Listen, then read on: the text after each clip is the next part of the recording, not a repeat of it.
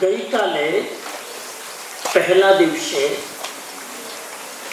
જીવન ઘડતરના 7 સોપાન એ વિષયની અંતર્ગત આપણે નિયમો શા માટે પાડવાના અને જીવન ઘડતરનો પહેલો નિયમ સાત્વિક આહાર એની વાત કરી. એની એક બે અધૂરી વાત સ્પષ્ટ કરીને આજે બીજા અને ત્રીજા મુદ્દા ઉપર જઈએ.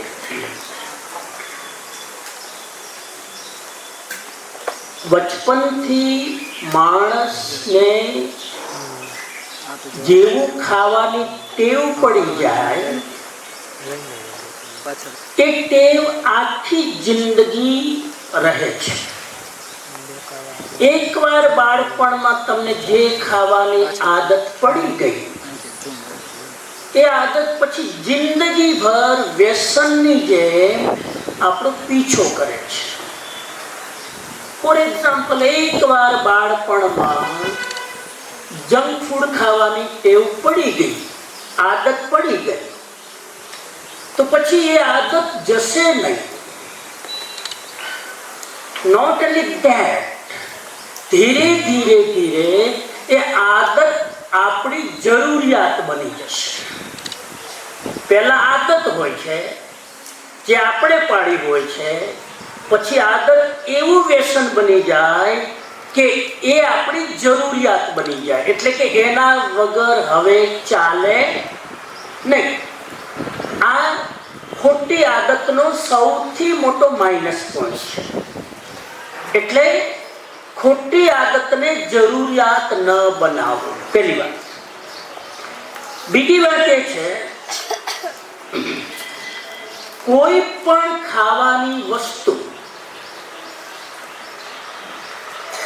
લાંબા સમય સુધી ટકી રહે એનો અર્થ એ છે કે એ વસ્તુ હેલ્ધી નથી. દૂધ લાંબા સમય સુધી જો ટકી રહે તો દૂધ હેલ્ધી નથી. હેલ્ધી દૂધ વધીને 3 દિવસમાં ખરાબ થઈ જાય અને આપણું દૂધ આજકાલનું અઠવાડિયા સુધી ફ્રીજમાં રાખવું ખરાબ થાય નહીં. એનો અર્થ છે કે આ દૂધ હેલ્ધી નથી. કેમ નથી? એના 3 કારણ છે. નંબર 1, એક તો એની અંદર પ્રિઝર્વેટિવ્સ વાપરવામાં આવે છે. કોઈ પણ ખાવાની વસ્તુમાં પ્રિઝર્વેટિવ્સ વાપરવામાં આવે જે હેલ્ધી નથી, એના કારણે વસ્તુ લાંબો સમય ટકે.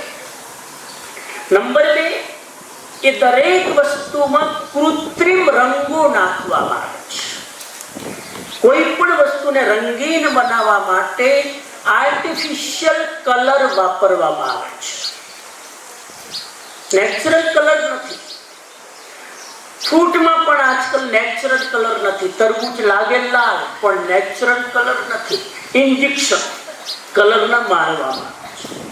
અને ત્રીજું, સ્વાદવર્ધક પદાર્થો વાપરવામાં આવે છે જેથી વસ્તુ સ્વાદિષ્ટ બને.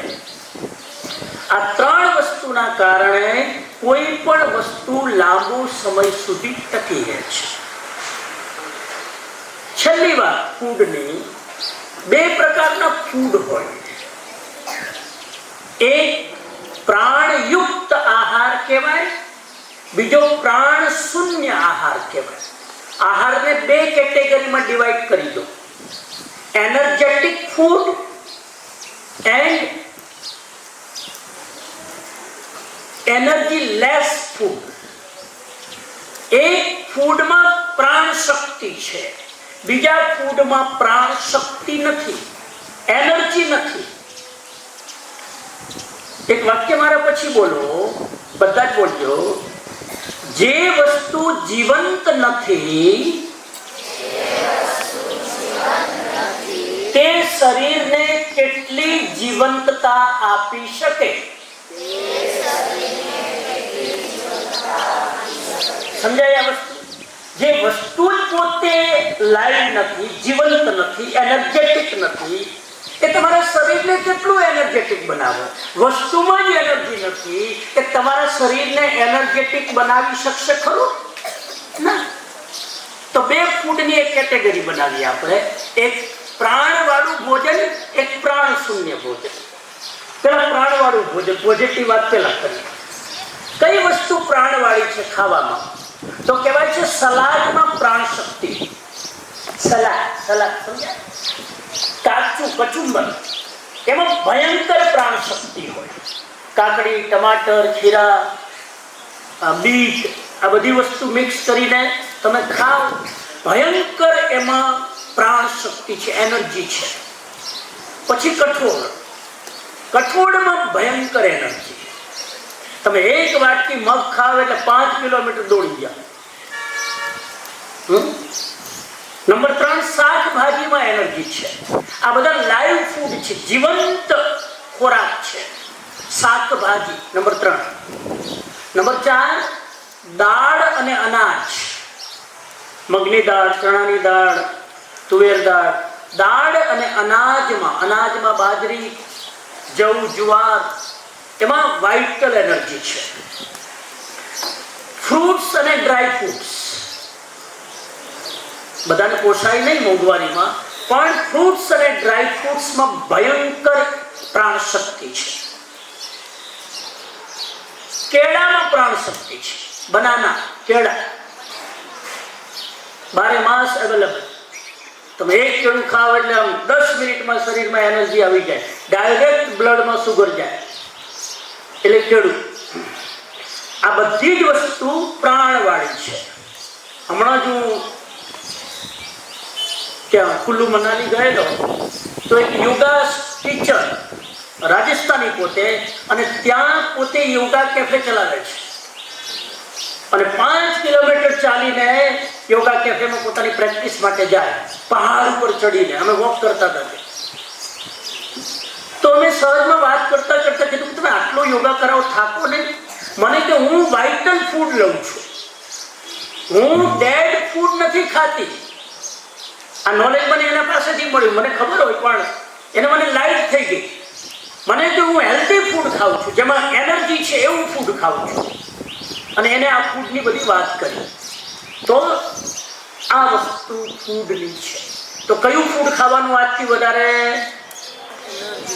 હા, હવે હું તમને એ પણ કહી દઉં કે કયા ફૂડમાં એનર્જી નથી. હાલો, નંબર 1, સુગર, આર્ટિફિશિયલ સુગર. સફેદ સુગરમાં એનર્જી નથી, કેમિકલ સુગરમાં એનર્જી નથી. એટલે સફેદ સુગર બને એટલી ઓછી વાપરવી જોઈએ. ચાયમાં, દૂધમાં કેટલી નાખી આપણે, ઓછી વાપરો. Number 2, biscuit. સૌથી શું કહેવાય અનહેલ્ધી અનાજ વાપરે, મેદો વાપરે, અને એનાથી બિસ્કિટ બનાવે, પ્રોસેસ કરે, એમાં કેટલા બધા કેમિકલ વાપરે, ત્યારે ટકી રહે. એક કોઈ કંપનીનું નામ નહીં લઉં, નહીં થોડી પાછું અત્યારે પ્રોબ્લેમ ચાલે છે, પણ કોઈ બિસ્કિટ 6 મહિના સુધી ચાલે. એની અંદર આ બધું પ્રિઝર્વેટિવ નાખવામાં આવે છે, ને આપણે આરામથી ખાઈએ. ચોકલેટ કેટલું અંદર નાખવામાં આવે, કેટલી પ્રોસેસ કરવામાં આવે. ખાવામાં તો દાંતને બહુ, જીભને મજા આવે, પેટમાં ગયા પછી ટ્રાફિક જામ, પચે નહીં. Junk food, fast food, drinks, આ બધું જ પ્રાણ શૂન્ય ફૂડ કહેવાય છે સાયન્સની ભાષામાં. Energy less food. બલ્કિ હું તો એક વાક્ય આગળ જઈને કહું, પ્રાણ શૂન્ય ફૂડ છે તો વાંધો નહીં, પણ આ ફૂડ આપણી પોતાની પ્રાણ શક્તિને ખાઈ જાય છે.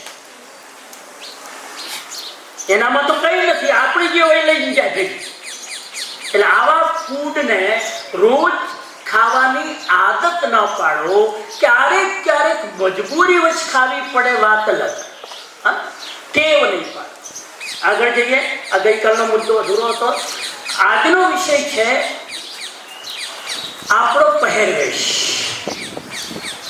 પહેરવેશ. બહુ બુલેટ પોઈન્ટમાં જ બોલું છું કેમ કે સમયની મર્યાદામાં. આપણું પરિધાન, આપણો ડ્રેસ. પહેલી વાત, 5-7 વસ્તુ કેવી છે. પહેલી વાત, દરેક ક્ષેત્રમાં, દરેક વ્યક્તિના, દરેક ગ્રુપના, દરેક લોકોના એક ડ્રેસ કોડ હોય છે. તમે જુઓ, દરેક પોલીસનો ડ્રેસ કોડ હોય કે નહીં, એનસીસી નો ડ્રેસ કોડ હોય કે નહીં, બોલતા જજો બધા, આ મુંડી હલાવતા જાઓ. નેવી નો ડ્રેસ કોડ હોય કે નહીં, વકીલ નો ડ્રેસ કોડ હોય કે નહીં, હિન્દુ સંન્યાસી નો ડ્રેસ કોડ હોય કે નહીં, જૈન સાધુ નો ડ્રેસ કોડ હોય કે નહીં, ડોક્ટર નો ડ્રેસ કોડ હોય કે નહીં. ડોક્ટર ઓપરેશન કરે ત્યારે એનો ડ્રેસ કોડ હોય, ઉપર કોટ પહેરે, સફેદ કલરનો ડ્રેસ કોડ હોય. અરે રાજકારણીઓ નો પણ ડ્રેસ કોડ હોય છે કે નહીં? દિલ્હીમાં જો બધા શ્વેત વસ્ત્રધારી, इससे तो कागा भला जो बाहर भीतर एक जाए, તો એનો પણ એક ડ્રેસ કોડ. અરે ડ્રાઈવર નો ડ્રેસ કોડ હોય, ડ્રેસ કોડ હોય છે કે નહીં? એ ડ્રેસ કોડ એને એની જિમ્મેદારીનું ભાન કરાવે છે. એ ડ્રેસ કોડ હોય ને એટલે એને લાગે કે હું સ્પેશિયલ છું, મારી ડ્યુટી સ્પેશિયલ છે, મારે ગમે તેમ ગાડી ચલાવાય નહીં. અને એ જ ડ્રાઈવરને તમે ગમે તે કપડાં પહેરાવી દો કલરફુલ, એ દિવસે એની ડ્યુટીનું ભાન નહીં થાય. અરે સાહેબ, કંડક્ટરનો ડ્રેસ કોડ છે. અરે જવા દો, રેલવે સ્ટેશનમાં કુલીનો ડ્રેસ કોડ છે.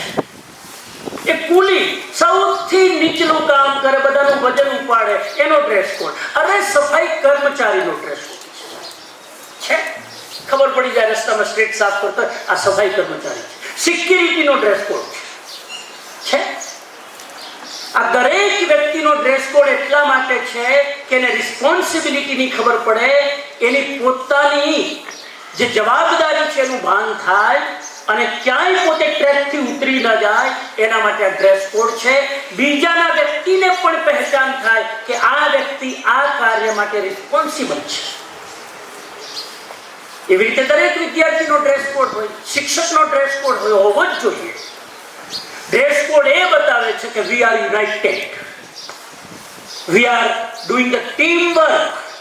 આ ડ્રેસ કોડ ટીમ વર્ક બતાવે છે. અમે એકલા નથી, અમારી ફોજ છે આખી. ડ્રેસ કોડ ન હોય તો તમને ગમે તે છેતરી જાય, ગમે તે કૂચ મારી જાય.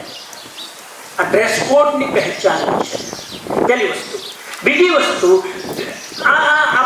આપણો પહેરવેશ એ આપણી પોતાના સન્માનની અભિવ્યક્તિ છે. વી રિસ્પેક્ટ અવરસેલ્ફ, એની અભિવ્યક્તિ કરવા માટે આ આપણા વસ્ત્રો છે. હું જ્યારે કપડાં સવારે ઉઠીને નાહી ધોઈને પહેરું છું ત્યારે મારા કપડાં મારી જાતને સન્માનિત કરે છે. જેવા કપડાં પહેરો એ પ્રકારનું સન્માન તમે ફીલ કરો છો. લગર વગર કપડાં પહેરી જજો, ફટેલા તૂટેલા પહેરી જજો, તો તમને તમારી જાત પ્રત્યેનું થોડું ઘણું સન્માન હશે ને, એ પણ નજરથી ચાલી જશે. આ સન્માનનું પ્રતીક છે. નંબર 2, ત્રીજી વસ્તુ, તમારો પહેરવેશ તમારી પર્સનાલિટીને બનાવે છે. તમે અમુક કપડા પહેરીને તમે ચાલો ને, તમારી ચાલ બદલાઈ જાય સાહેબ. એવું ક્યારે અનુભવ કર્યું છે? ક્યાંક લગ્નમાં તમે જાઓ, જે રીતે તૈયાર થઈ જાઓ, તમારી ચાલ બદલાઈ જાય. અરે નો, તમારી બોલવાની સ્ટાઇલ બદલાઈ જાય. હવે તમે સામાન્ય નથી, તમે જે ડ્રેસ પહેરો છો ને, તમારી બોલવાની રીત પણ તમારા ડ્રેસ પ્રમાણે આવે.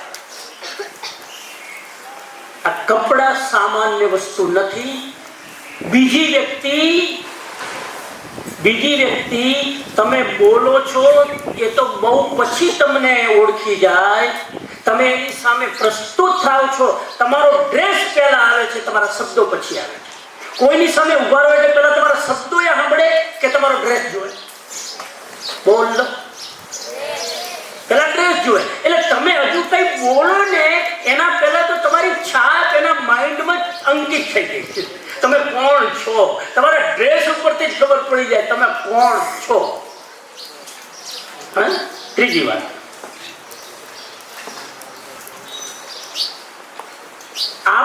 પહેરવેશ એ માત્ર ફેશન નથી, એ તમારી માનસિક સ્થિતિનું પ્રતિબિંબ છે. મેન્ટલી તમે કેવા છો એનું પ્રતિબિંબ છે તમારો પહેરવેશ. આ માત્ર ફેશન માટે નથી, આ માત્ર બીજાને પ્રભાવિત કરવા માટે નથી, આ માત્ર બીજાને દેખાડવા માટે નથી. આ તમારા મનનું પ્રતિબિંબ છે, તમારા મનનો અરીસો છે. તમારા કપડાં કેવા છે. Be careful. કપડાં ચૂઝ કરતી વખતે ધ્યાન રાખજો. નંબર 5, તમારે બીજાની સામે રજૂ થવું છે એની સૌથી પહેલી લેંગ્વેજ તમારા કપડાં છે. Your cloth is your language. Without speaking you are telling so much. બોલ્યા વગર ઘણું બધું કહી દો છો તમે તમારા કપડાં. અમારા વસ્ત્ર પહેરેલા છે, અમારો ડ્રેસ પહેરેલો છે. કોઈ પણ અજાણી વ્યક્તિ મને પહેલી વાર મળે ને જોવે તો મારો ડ્રેસ જોઈને મારા વિશે અંદાજ ન આવે, લગાવે એવું છે. અને એટલા માટે હંમેશા યાદ રાખો, દરેક વ્યક્તિના વસ્ત્રો એની ભૌગોલિક સ્થિતિ પ્રમાણે, એના દેશ પ્રમાણે, એના વાતાવરણ પ્રમાણે, એની આબોહવા પ્રમાણે, એની ભૌગોલિક સ્થિતિ પ્રમાણે નક્કી થતા હોય છે. આટલી બધી વસ્તુ મેં કહી દીધી. આ દેશનું ટેમ્પરેચર કેવું છે એ પ્રકારના વસ્ત્રો હોવા જોઈએ. આ દેશની ભૌગોલિક સ્થિતિ કેવી છે એ પ્રકારના વસ્ત્રો હોવા જોઈએ.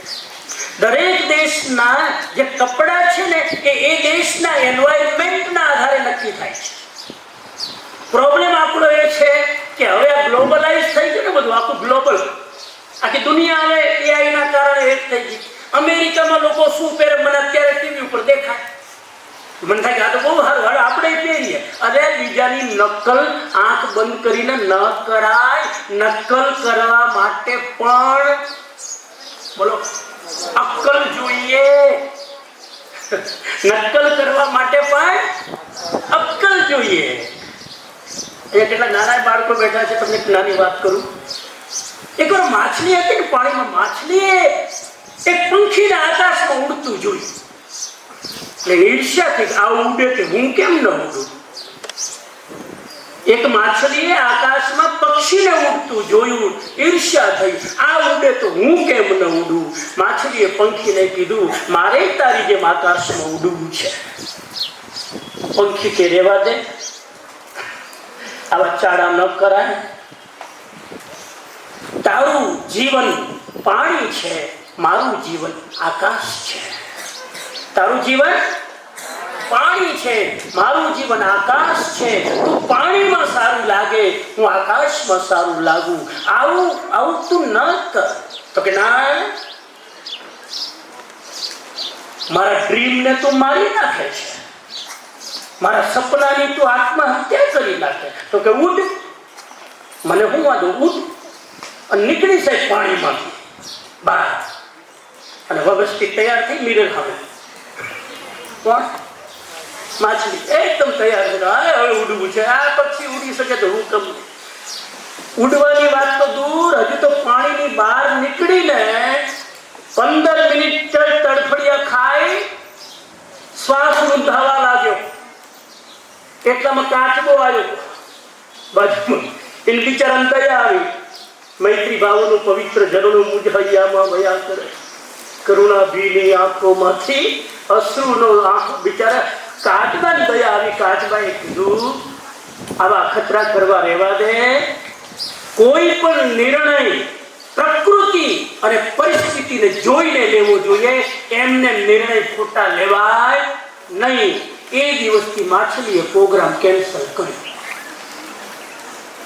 એના દિવસ પછી આજ સુધી માછલીએ ક્યારે કીધું નથી કે મારે આકાશમાં ઉડવાનું સપનું પૂરું કરવું છે. સમજાય છે મારી વાત? આ વાત એ વાતની નિશાની છે કે દરેકની પ્રકૃતિ અને પરિસ્થિતિને જોઈને શું ધારણ કરવું અને ના ધારણ કરવું નિર્ણય કરો. ઠંડા પ્રદેશમાં જીન્સ પહેર. હાલો મૂળ મુદ્દા ઉપર આવો. ક્યાંની દીકરી કરતા હતું? હા, હવે આનો જવાબ ઠંડા પ્રદેશમાં જીન્સ પહેરાય, હું કહું છું પહેરાય. જીન્સ ના પહેરો તો ઠંડીમાં ઉઠરી જાવ, મરી જાવ. શિકાગોમાં 6 મહિના -0 ડિગ્રી ટેમ્પરેચર, ન્યુયોર્કમાં, ન્યુજર્સીમાં -0 ડિગ્રી ટેમ્પરેચર 4 6 મહિના. અને ત્યાં કે એકદમ પાતળા કપડા પહેરો, લોહી બ્લોક થઈ જાય. ત્યાં જાડા કપડા પહેરવા પડે, ત્યાં ટાઈ પહેરવી પડે. અમેરિકાના કલ્ચરમાં, વેસ્ટર્ન યુરોપિયન કલ્ચરમાં ટાઈ સિસ્ટમ આવી. સમજાય? ટાઈનો ગુજરાતી અનુવાદ થાય ગલફાંસો. ગળામાં ફાંસી લગાડ. ગુજરાતીમાં ટાઈનો મતલબ ગલફાંસો. યુરોપમાં પહેરાય, અમેરિકામાં પહેરે. ઠંડી છે, ક્યાંય ગળું ખરાબ ન થઈ જાય એટલે ટાઈ કરે, જેથી હવા ન લાગે. વિજ્ઞાન કેવું તમે થાય? ખરાબ નથી ટાઈ પહેરવી, જીન્સ પહેરવું. પણ જ્યાં 45 ડિગ્રી ટેમ્પરેચર હોય ત્યાં જીન્સ પહેરી પછી ફરતા હોય, કેવા ગુંડા લાગે. સાહેબ મજેદાર વાત કહું, કપડા એવા પહેરવા જોઈએ ગરમીમાં જેથી કપડા શ્વાસ લઈ શકે. તમને થતું કપડા શ્વાસ લે? હું કામ ન લે? કપડા શ્વાસ લેવાનો મતલબ છે શ્વાસ આ કપડાની આરપાર જઈ શકવો જોઈએ. આ મારું કોટનનું કપડું છે, આની અંદર શ્વાસ આરપાર જાય કે નહીં? હવા આરપાર જાય કે નહીં? હવે જીન્સ વાળાને પૂછો, હવા આરપાર જાય? જીન્સમાં અને હવા આરપાર ન જાય એટલા માટે જીન્સ છે કેમ કે બહુ ઠંડી પડે છે. હવે અહીંયા એકદમ જીન્સ પહેરવી પડે અને એ જીન્સ અઠવાડિયા સુધી ધોવે નહીં. તમારે આ કપડા ધોવા કેટલા સહેલા, અને જીન્સ રોજ ના ધોવાય. રોજ એક ને એક પહેરે, વાસી એક ને એક પહેરે. એટલે જમ્સ કેટલા ભેગા થતા હશે? ભીમસીભાઈ કહેતા હતા કે સૌથી વધારે જમ્સ એક તો ઓશિકાના કવરમાં અને જીન્સમાં ભેગા થાય. આ ભીમસીભાઈનું સ્ટેટમેન્ટ. તમારું ઓશિકું હોય ને સૌથી ગંદુ, આખી દુનિયાનો મેલ રાતનો હોય ત્યારે 8 કલાક ભેગો થાય અને જીન્સ અઠવાડિયા સુધી ધોવે છે. અને એના કારણે એક તો ચામડી ગરમ થાય, તમારું શરીરનું ટેમ્પરેચર ઓલરેડી 45 ડિગ્રી અને જીન્સની ગરમી વધારે એડ થાય એટલે તમારા શરીરમાં ગરમી વધે અને ગરમી વધે એટલે ચામડીના બધા જ રોગો પેદા થાય.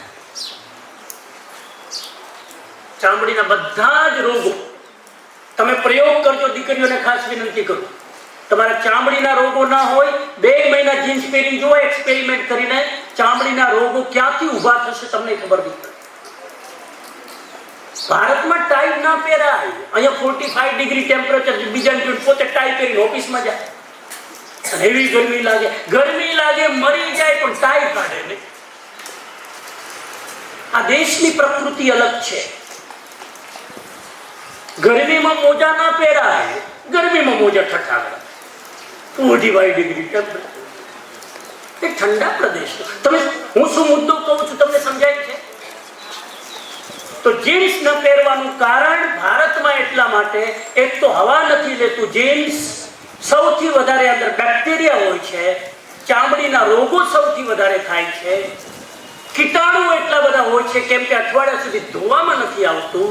એટલા માટે આપણે ત્યાં ભૌગોલિક સ્થિતિને જોઈને, આરોગ્યની સ્થિતિને જોઈને જીન્સ પહેરવા માટે પ્રોહિબિટેડ કરીએ છીએ. આજે આપણી વચ્ચે ભાનવડ તાલુકાના મામલતદાર સાહેબ શ્રી વરુભાઈ ઉપસ્થિત છે. તેમનું સંસ્થામાંથી ભાવથી સ્વાગત કરીએ છીએ. આ સંસ્થામાં કેટલા બધા સારા લોકો જે હોદ્દાઓ પર છે, આપણી સંસ્થામાં જોડાયેલા છે, અવારનવાર અહીંયા પોતાની બહુમૂલ્ય સમય આપીને પોતાની ઉપસ્થિતિ દર્જ કરાવતા હોય છે. ખૂબ દિલથી આપણે એમનો આભાર વ્યક્ત કરીએ છીએ. ખ્યાલ આવી ગયો જીન્સવાળા બેન? એટલે એ તો બેન એક નિમિત્ત છે, તમને બધાને ખ્યાલ આવી ગયો. છતાં પણ પહેરવાનું ન પહેરવાનું કોઈ આગ્રહ નથી. અમે શું કામ ભાઈ ના પાડીએ? ન પહેરો તમારું જીન્સ, તમારા જમ્સ, તમારા કીટાણુ, તમારું શરીર, અમને હું વાંધો. પણ આપણું કલ્ચર, અને આને મેં સાહેબ રિસર્ચ કર્યો તો એમને નથી બોલતો. હું વિચારોથી ક્યારેય પણ રિજિડ છું જ નહીં.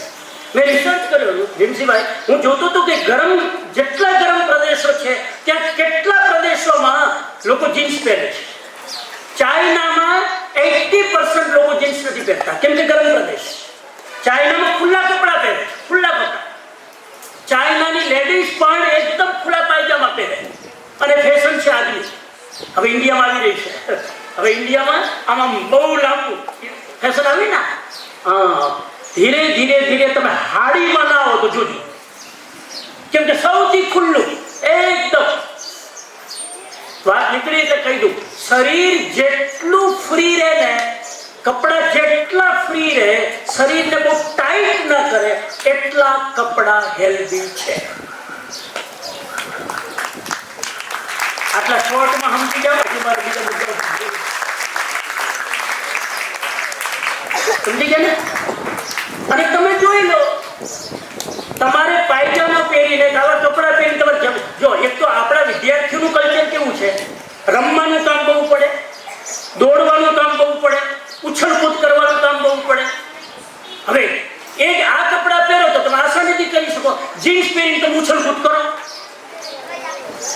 અરે સાહેબ બેસવું હશે ને તો આમ આમ આમ આમ કરીને તમારે બેસવું પડશે, ઊંચું કરવું પડશે, કેમ કે જીન્સમાં પ્રોપરલી પલાઠી વાળીને તમે બેસી નહીં શકો. પ્રયોગ કરજો.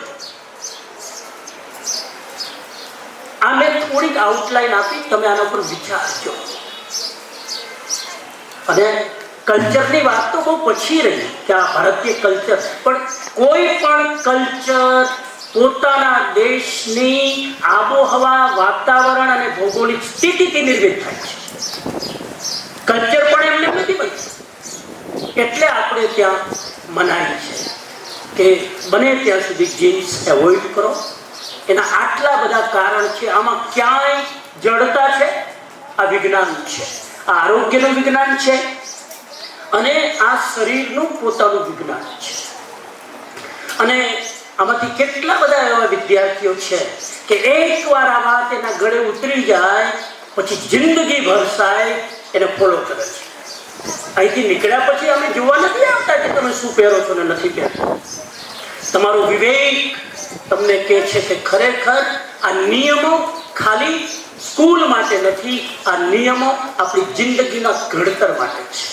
આવા કેટલા વિદ્યાર્થીઓ ક્યાં છે? પેલા પાર્થવી છે, પાર્થવી. હા, please come on the stage.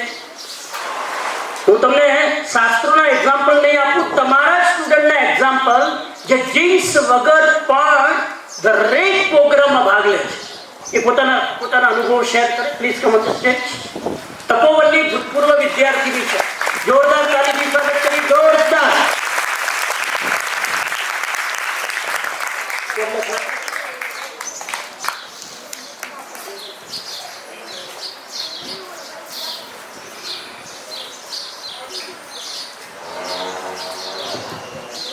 હૃદયપૂર્વકના મારા વંદન.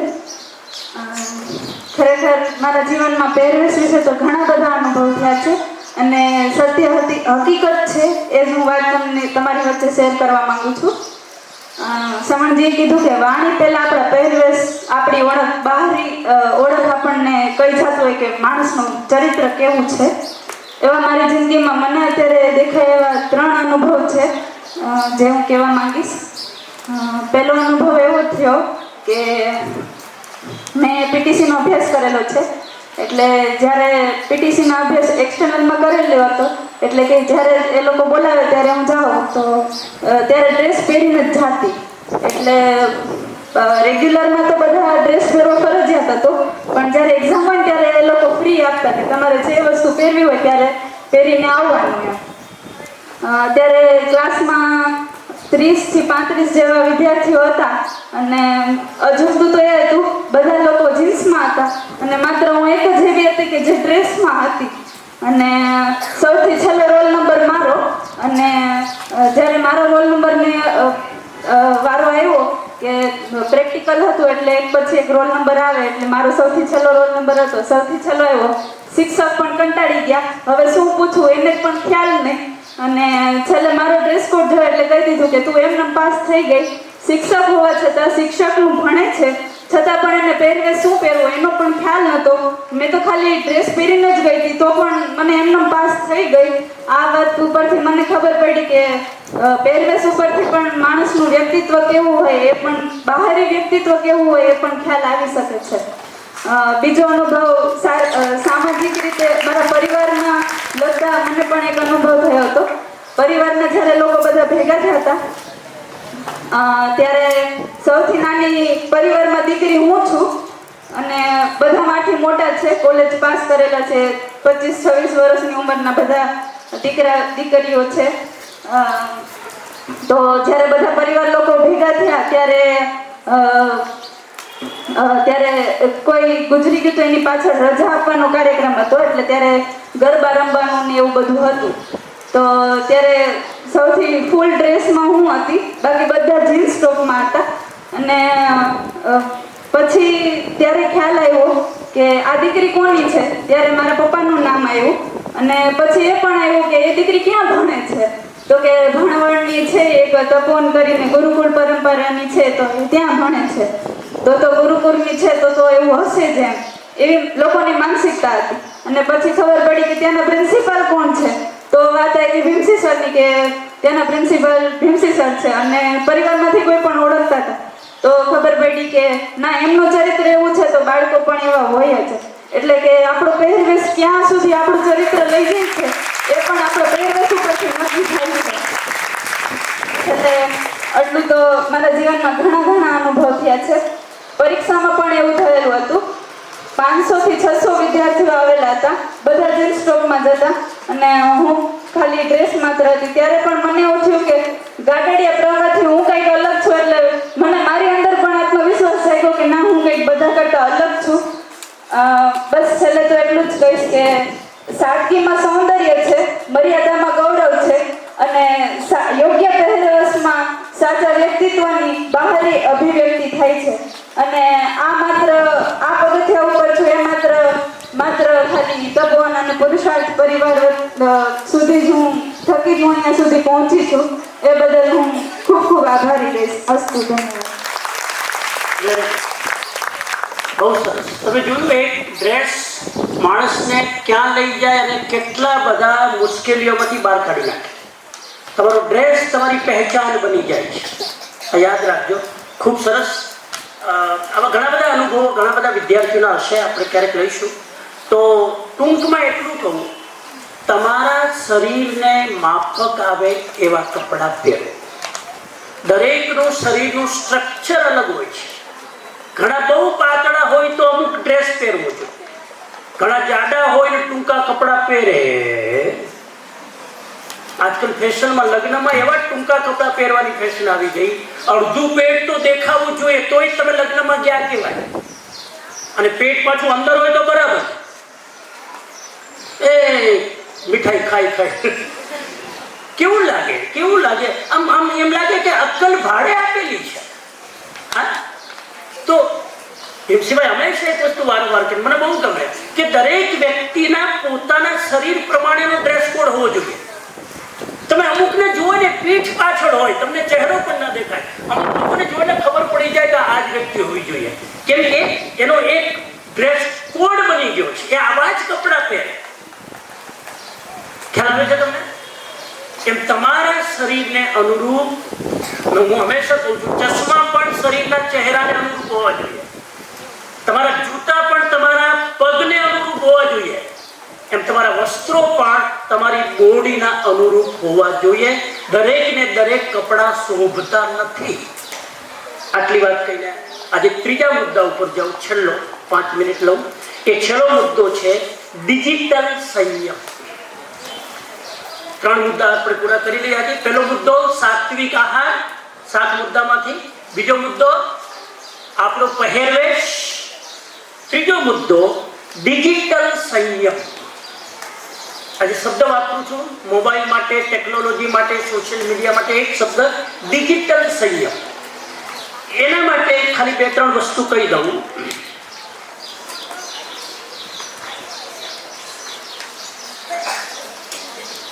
મોબાઈલ ખરાબ નથી, મોબાઈલ સાધન છે. શું છે? સાધન છે. કોઈ પણ સાધન ન સારું હોય છે ન ખરાબ હોય છે. એ સાધનનો ઉપયોગ કેવી રીતે કરીએ છીએ એનાથી યા તો સારું બને અથવા ખરાબ બને. મોબાઈલ ખરાબ નથી, એનો દુરુપયોગ ખરાબ છે. મોબાઈલ સારો નથી, એનો સદુપયોગ કરો જ્ઞાનવર્ધન માટે, એ સારું છે.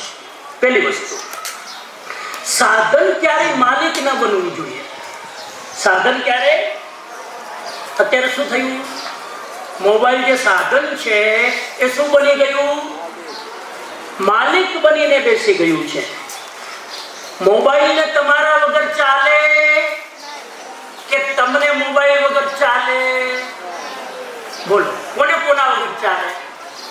મોબાઈલને તમારા વગર ચાલે કે નહીં? મોબાઈલને તમારા વગર ચાલે કે નહીં? ચાલે. તમને મોબાઈલ વગર ચાલે કે નહીં? નો ચાલે. જો નો ચાલે તો તમે એના ગુલામ, ચાલે તો તમે એના માલિક. આટલી જ વાત, પહેલી વાત. અચ્છા, અગ્નિ રસોઈ કરે, બરાબર? અગ્નિમાં શું થાય? અગ્નિ રસોઈ કરે છે અને અગ્નિ ઘર પણ બાળી શકે. અગ્નિના કેટલા કામ? અગ્નિ રસોઈ પણ બનાવી શકે, અગ્નિ ઘર પણ બાળી શકે. દોષ અગ્નિનો નથી, એના ઉપયોગનો છે. તમે અગ્નિનો કેવો ઉપયોગ કરો છો એના ઉપર આધાર છે. તમે સોશિયલ મીડિયાનો કેવો ઉપયોગ કરો છો એના ઉપર આધાર છે. એટલે આજે થોડાક નિયમો બનાવીએ આપણે. નિયમોની વાત ચાલે છે ને. ડિજિટલ સંયમના કેટલાક નિયમો લખવા તો લખી લેજો ફટાફટ. હું લખાવીશ નહીં, હું સ્પીડમાં બોલતો જઈશ. તમારી સ્પીડ હોવી જોઈએ. વિદ્યાર્થીઓ માટે ડિજિટલ સંયમના આટલા નિયમો હોવા જોઈએ.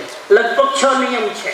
પહેલો નિયમ, અભ્યાસ દરમિયાન મોબાઈલ નહીં. હું જ્યારે સ્ટડી કરતો હોઉં, હોમવર્ક કરતો હોઉં, વાંચતો હોઉં, ત્યારે મોબાઈલ નહીં. ચલો બધા એક સાથે બોલો, હાથ જોડો. અભ્યાસ દરમિયાન મોબાઈલનો ઉપયોગ નહીં કરું. આ પહેલો ડિજિટલ નિયમ. નિયમ નંબર 2, મારા પછી બોલતા જાઓ એટલે લખવા માટે ટાઈમ મળી જાય. જમતી વખતે સ્ક્રીનનો ઉપયોગ નહીં કરું. અવાજ નથી આવતો, બધા બોલો. છત્રી એકદમ વાઇબ્રેટ થવી જોઈએ. ફરીથી, જમતી વખતે બોલતા જાઓ. ફરી એક વાર.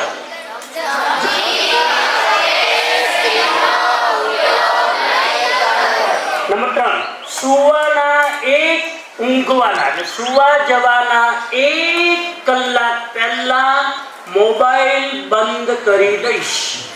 બોલો.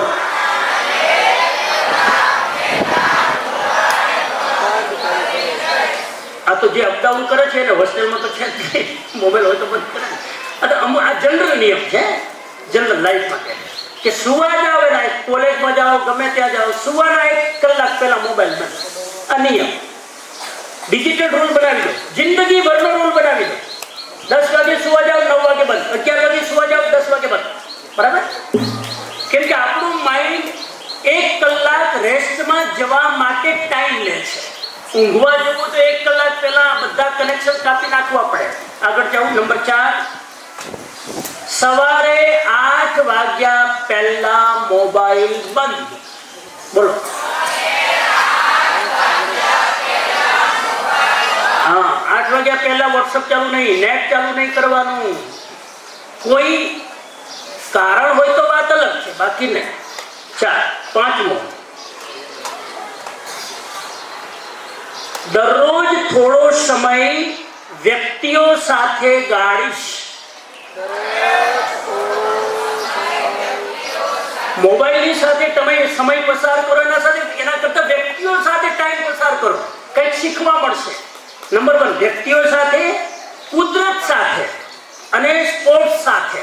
આ 3માં સમય વધારે ગાળીશ. બોલો. દરરોજ થોડો સમય હું વ્યક્તિઓ સાથે, કુદરત સાથે અને સ્પોર્ટ્સ માટે ગાળીશ. આ 3માં સમય ગાળો ને એટલે મોબાઈલની બીમારી બંધ થઈ જશે. છેલ્લો નિયમ, ટેકનોલોજીનો ઉપયોગ બોલો જ્ઞાન મેળવવા માટે કરીશ, મનોરંજન માટે નહીં.